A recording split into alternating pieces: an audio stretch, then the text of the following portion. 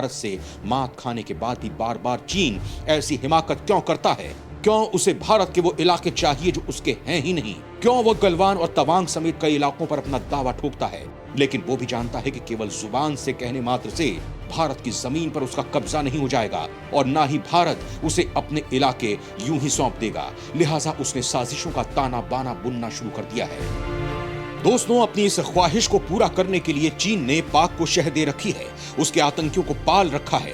दोस्तों, दरअसल चीन भारत को दो मोर्चे पर उलझाए रखना चाहता है। एक तरफ वो कश्मीर को लेकर पाक से भारतीय सीमा पर गोलीबारी करवाता है, तो दूसरी ओर खुद LAC पर नापाक हरकतों को अंजाम देता रहता है। दोस्तों, चीन जानता है कि वो अकेला भारत से पार नहीं पा पाएगा, क्योंकि PM मोदी ने भारतीय सेना को इतना सख्त और आधुनिक बना दिया है कि अब भारतीय सीमा पर हमला कर उसे हासिल करना उसके बूते की बात नहीं रह गई है। जिस तरह से मोदी ने सीमा पर इंफ्रास्ट्रक्चर डेवलप किया है और कर रहे हैं, उससे भी चीन की फटी पड़ी है। वो समझ गया है कि मोदी उसके मंसूबों को भांप गए हैं, लिहाजा अब भारत से पार पाना संभव नहीं है। इसीलिए वो पाक को अपनी साजिश का हिस्सा बनाकर भारत की ताकत को दो मोर्चों पर बांटना चाहता है। लेकिन भारत भी उसकी ये चाल समझ गया है, लिहाजा अब वो तैयारी भी उसी हिसाब से कर रहा है। चीन से लगती सीमा पर जहां सेना को आधुनिक हथियार और टैंक के साथ मुस्तैद कर खुली छूट दे दी गई है, वहीं उनके पास जंग के दौरान फौरन साजो सामान और मदद पहुंचाने के लिए रास्तों को भी सुगम किया जा रहा है। इसके साथ ही चीन से लगती सीमा पर जवानों की भी संख्या को बढ़ा दिया गया है। वहीं अगर पाकिस्तान से लगती सीमा की बात करें तो भारत ने वहां ऐसे उपकरण लगा रखे हैं जिनसे पाक की मिसाइल भारतीय सीमा में आने से पहले ही ढेर हो जाए।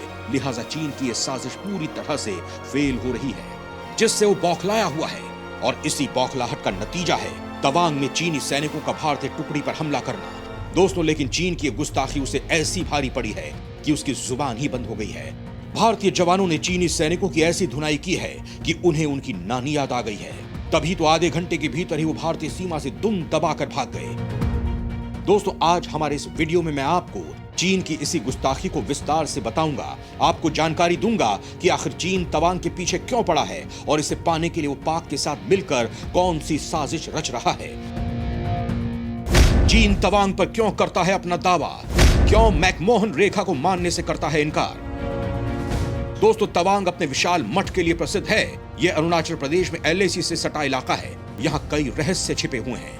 तवांग मठ के लिए सबसे ज्यादा प्रसिद्ध है।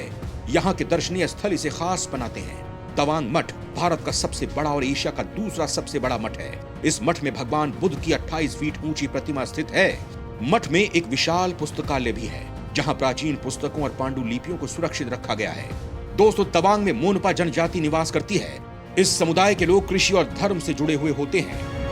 दोस्तों, तवांग का मामला भले ही ताजा हो, लेकिन चीनी काफी समय से अरुणाचल प्रदेश पर अपनी नजर गड़ाए बैठे हैं। ये भारत का 24वां राज्य है। भौगोलिक दृष्टि से अगर बात करें तो अरुणाचल प्रदेश भारत के पूर्व के राज्यों में सबसे बड़ा है, लेकिन चीन इसे अपना बताता है।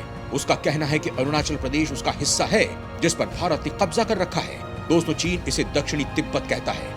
वैसे तो तिब्बत ने कई साल पहले खुद को एक स्वतंत्र राष्ट्र घोषित कर दिया था, लेकिन उसके बाद भी चीन इस बात को स्वीकार नहीं करता है और उस पर अपना अधिकार जताता है। दोस्तों, भारत और चीन के बीच इस विवाद की शुरुआत 1914 से हुई थी। इस समय ब्रिटेन, चीन और तिब्बत के बीच शिमला में बॉर्डर से जुड़े अहम फैसले लिए गए। ब्रिटिश इंडिया और तिब्बत के बीच 890 किलोमीटर की सीमा खींची गई। इसके तहत तवांग यानी कि अरुणाचल प्रदेश को भारत का हिस्सा माना गया, लेकिन चीन का कहना है कि उसे धोखे और अंधेरे में रखते हुए मैकमोहन रेखा खींची गई। यही कारण है कि चीन मैकमोहन लाइन को मानने से इनकार करता रहता है और भारत के अरुणाचल पर अपना दावा करता है और उसे दक्षिणी तिब्बत बताता है। दोस्तों, सीमा विवाद के कारण दोनों देश 1962 में युद्ध के मैदान में भी आमने सामने खड़े हो गए थे, लेकिन अभी भी सीमा पर मौजूद कुछ इलाकों को लेकर विवाद है। दोस्तों, सीमा के इन्हीं इलाकों पर कब्जा करने के लिए चीन लगातार टेंशन बढ़ाने की कोशिश करता रहता है। 1975 में भी उसने ऐसा ही कुछ किया था। उस वक्त उसने अरुणाचल प्रदेश के तुलुंगला में असम राइफल्स के जवानों की पेट्रोलिंग टीम पर अटैक किया। इस हमले में 4 भारतीय जवान शहीद हो गए। हालांकि चीन ने ऐसे किसी हमले से इनकार कर दिया था। दोस्तों, जून 2017 में जब चीन ने यहाँ सड़क निर्माण का काम शुरू किया तो भारतीय सैनिकों ने उसे रोक दिया था।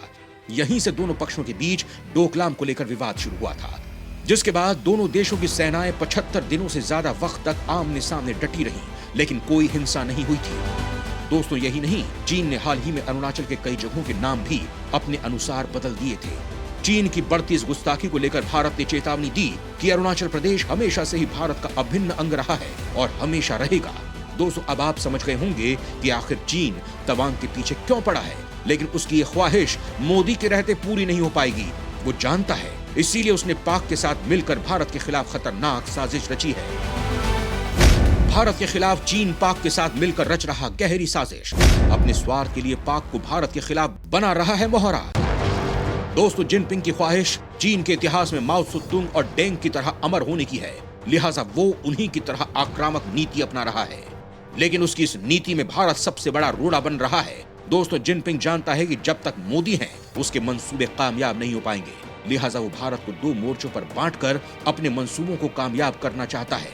इसीलिए वो पाक में आतंक को प्रश्रय दे रहा है, जिससे कि कश्मीर में आतंकियों के जरिए भारत को उलझाए रखा जा सके और LAC पर खुद को मजबूत करके भारत पर हमला किया जा सके। दोस्तों, चीन ये सोच रहा है कि अगर भारत 2 मोर्चों पर उलझा रहेगा तो उसका मुकाबला नहीं कर पाएगा, लेकिन वो ये नहीं जानता कि मोदी उसके बाप हैं और अगर चीन डाल है तो मोदी पात है। इसीलिए मोदी ने उसी की भाषा में उसका जवाब देना शुरू कर दिया है। दोस्तों, मोदी की सोच का ही नतीजा है कि चीन की साजिश आज कामयाब नहीं हो पा रही है। सीमा पर पाक जहां आज अशांत बैठा है, वहीं भारत की तैयारी को देखकर चीन के भी होश उड़ गए हैं। उसे समझ में आ गया है कि अगर उसने भारत को छेड़ने की कोशिश की तो वो उसे छोड़ेगा नहीं और उसकी सारी साजिशों की हवा निकाल देगा।